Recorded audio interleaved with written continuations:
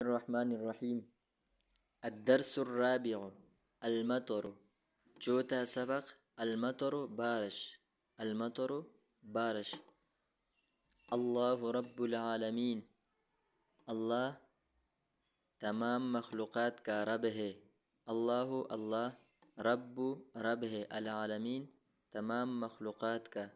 خلق الارض، اس نے پیدا کیا، الارض زمین کو، وانزل اور نازل فرمایا، وانزل فیہا اور اس میں برسایا، الماء پانی، وانزل نازل کیا، فیہا اس میں، الماء پانی، من السماء آسمان سے، وجعل من الماء، وجعل بمعنی خلقا اور اس نے پیدا فرمایا، من الماء پانی سے، کل شیء حی ہر زندہ چیز، ہر زندہ سر، ینزل الماء نازل ہوتا ہے پانی، برستا ہے پانی، من السحاب بادل سے، من السحاب بادل، ونقول له مطرا اور ہم کہتے ہیں اس کو، مطرا بارش،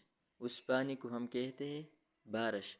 المطر بارش، رحمت من اللہ رحمت ہے اللہ تعالیٰ کی طرف سے، فیہ اس میں، حیات زندگی ہے، للناس لوگوں کے لیے، والحیوان جانوروں کے لیے، والارض زمین کے لیے، والاشجار درختوں کے لیے، والنبات پودوں کے لیے۔ نحن ہم، نستفید فائدہ اٹھاتے ہیں، من المطر بارش سے، ونتمتع به اور اس کے ساتھ لطف اندوز ہوتے ہیں۔